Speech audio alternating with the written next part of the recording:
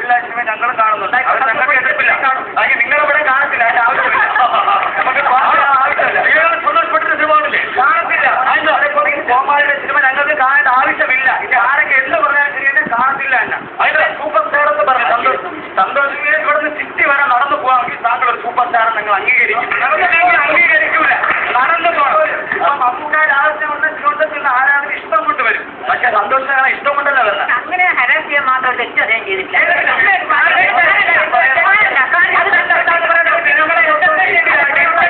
അദ്ദേഹത്തിനെ പറ്റി യാതൊരു അശ്ലീലമില്ല, യാതൊരു വെള്ളമില്ല. സിനിമയിൽ കാണുന്ന കള്ളുകൂടി, സിനിമയിൽ കാണുന്ന എല്ലാം കുട്ടികൾ അനുകരിക്കുന്നു എന്നാണ് അവർ പറയുന്നത്. ഇപ്പൊ ഇതൊക്കെ സിനിമയിൽ അനുഭവിച്ചില്ല. ഞാൻ നമ്മുടെ ചർച്ച ചെയ്തൊന്നല്ല ഈ പറഞ്ഞ മദ്യഷാപ്പിന്റെ ഫ്രണ്ടിൽ ഇത്രയും ക്യൂ നിൽക്കുന്ന സിനിമ കണ്ടിട്ടാണോ? ബാലിശമായ കാര്യങ്ങൾ പറയുന്നത്.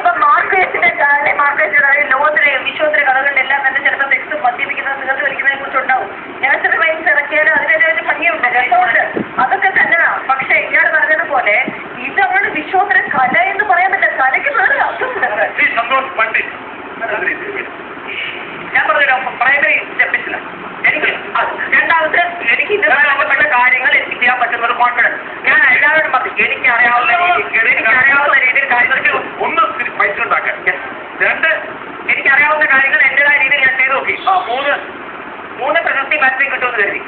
നാല്, ഒരു ജോലി വേണമല്ലോ സാർ. അതാണ് മലയാള നാടക വേദിക്ക് ഒരു പ്രശ്നം ഉണ്ടായിരുന്നു. മലയാള നാടക പ്രൊഫഷണൽ നാടകങ്ങളുടെ അതിപ്രസരം വന്നപ്പോൾ ഇവരുടെ പരസ്പരം മത്സരിച്ച് നാടകഭാഗ്യമായ കാര്യങ്ങൾ നാടകത്തിൽ ചെലുത്തി നാടകത്തിന്റെ രൂപത്തിൽ നിന്നൊക്കെ വിട്ട് മാറി ഈ ഒരു വേറൊരു കലാരൂപം അത് ആൾക്കാർ കാണുന്നുണ്ടായിരുന്നു. പക്ഷേ അങ്ങനെ അധികം സമയം കാണാൻ പറ്റില്ല. അങ്ങനെ വന്നപ്പോൾ നാടകത്തിന് ആൾക്കാർ വെറുതെ. നാടകത്തിന് വെറുക്കാനുള്ള ഒരു പ്രധാന കാരണം അതായിരുന്നു. അങ്ങനെയുള്ള ഒരു സംഭവം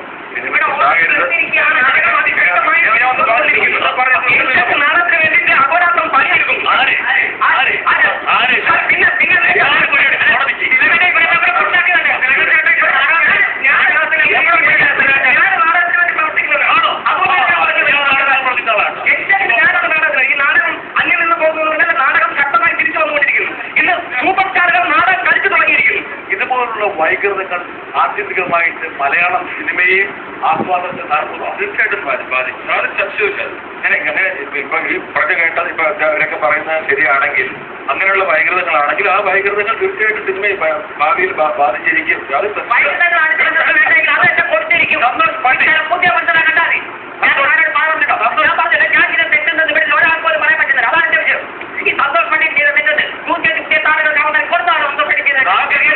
അതാണെങ്കിൽ പറയണേ നിങ്ങൾ തീമുട്ടേറിയാലും വേണ്ട വെടിവെച്ച് കൊണ്ട് എന്താണ്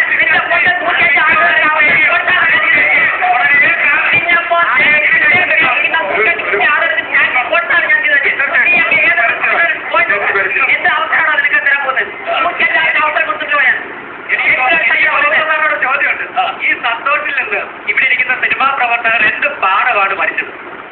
ഇത് ഇവരിരിക്കുന്ന എന്റെ ആൾക്കാർ പറയുന്നത് എങ്ങനെ സിനിമ എടുക്കരുതെന്ന് പഠിച്ചു എന്നാണ്. സന്തോഷപ്പെട്ടത് ചെയ്തത് തെറ്റും നമ്മൾ കാണുന്നത് തെറ്റൊന്നും അല്ല ഞാൻ പറയുന്നത്. ഇതൊക്കെ ഈ കാലാകാലത്ത് സംഭവിച്ചുകൊണ്ടിരിക്കുന്നത്.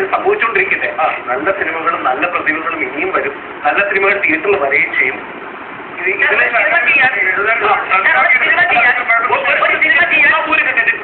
ഈ സന്തോഷപ്പെട്ടതിന്റെ അല്പനേരം മറക്കാം. പക്ഷേ ശ്രീ ഗോപകുമാർ പറഞ്ഞ കാര്യമായിട്ട് ഇത് ട്രെൻഡ് ആക്കരുത് എന്നത് വളരെ പ്രസക്തമായ ഒരു കാര്യമാണ്. ഇതുപോലുള്ള ഇൻവെർട്ടർ ഫോമ ഞാൻ അതിന്റെ ചരിത്രത്തെ കുറിച്ച് പറഞ്ഞില്ല. ഒരുപാട് വൈകൃതങ്ങൾ പിന്നീട് ആസ്ഥാന പ്രൊഡ്യൂസർമാർ എടുത്തിട്ട് മലയാള സിനിമയിൽ അലക്കിയിട്ടുണ്ട്. എന്നതാണ് താങ്കളുടെ അഭിപ്രായം? ഞാൻ ഈ സിനിമയെ കുറിച്ച് കമ്പയർ ചെയ്യാൻ ആഗ്രഹിക്കുന്നില്ല, കാരണം ഞാൻ കണ്ട സിനിമയല്ല.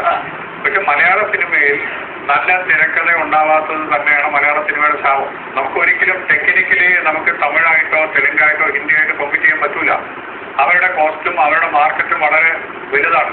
നമ്മൾ ചെറിയ കേരളത്തില് ഏറ്റവും കൂടി വന്നാൽ ഇരിക്കുന്ന 6 കോടി 6.5 കോടി രൂപയുടെ സിനിമയാണ്. അതിലൊരു 40% നിങ്ങളെ പോലെയുള്ള ചാനലുകാർ തരും. 40-50% എടുത്തിട്ട് കൊടുക്കും. ഇനിയുള്ളത് അപ്പൊ അത് ഒഴിച്ചാൽ ബാക്കി തിയേറ്ററുകാർ തന്നെ നമ്മളുടെ കോൺട്രിബ്യൂഷൻ ഒക്കെ ഇങ്ങനെ ഇറങ്ങുന്ന ഒരു സിനിമയ്ക്ക് അതിൽ കൂടുതൽ ടെക്നിക്കൽ സൈഡ് ഉണ്ടാക്കാൻ പറ്റില്ല. ഈ മലയാള സിനിമയ്ക്കുള്ളൊരു ഏറ്റവും മെയിൻ പ്രോബ്ലം എന്ന് വെച്ചാൽ 60%ഓളം കോസ്റ്റിന്റെ 60%ഓളം റെമ്യൂണറേഷൻ ആയിട്ട് പോവുകയാണ്. ബാക്കി 40% മലയാള സിനിമ ചെയ്യുന്നത്. അപ്പം ടെക്നിക്കലി നമുക്ക് ഒരിക്കലും മറ്റ് സിനിമകളായിട്ട് നമുക്ക് കോമ്പീറ്റ് ചെയ്യാൻ പറ്റില്ല. നമുക്ക് കോമ്പീറ്റ് ചെയ്യാൻ പറ്റുന്നത് കഥയം കൊണ്ട് മാത്രമാണ്. അതിലേക്ക് തിരിയാതെ മലയാള സിനിമയിൽ നമ്മൾ എന്ത് പ്രതിസന്ധിയോ എന്ത് കാര്യം പറഞ്ഞാലും നല്ല തിരക്കഥയില്ലാതെ മലയാള സിനിമ ഓടില്ല. സാബു അതിനെല്ലാവരും ചോദിക്കുന്നത് യഥാർത്ഥ പ്രശ്നം എന്ന് എല്ലാവർക്കും അറിയാം.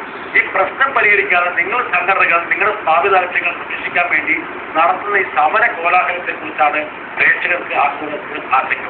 ഞാൻ വീണ്ടും പറയുന്ന കാര്യം, ഇതൊരു ഇന്റേണൽ ഇഷ്യൂ ആണ്. സിനിമാ ഫീൽഡിനകത്തുള്ള നമ്മൾ തമ്മിലുള്ള ഇന്റേണൽ ഇഷ്യൂ നമ്മൾ തന്നെ പരിഹരിക്കേണ്ട കാര്യങ്ങളാണ്. നല്ല സിനിമകൾ പ്രതിഭാ ഗോപകുമാർ ഇദ്ദേഹം പറഞ്ഞോട് യോജിക്കുന്നുണ്ടോ?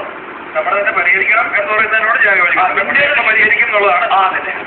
നിങ്ങൾ കുറെ കാലമായിട്ട് ഇന്റേണൽ ഇഷ്യൂ എന്ന് പറയുന്നു. അതായത് ഇപ്പൊ നോക്കുക, മലയാള പ്രേക്ഷകന്റെ നിലവാരം തകർത്ത്, ഞാൻ അങ്ങനെ പറയുള്ളൂ, മലയാള പ്രേക്ഷകൻ നിലവാരം തകർത്ത എന്തുകൊണ്ട്?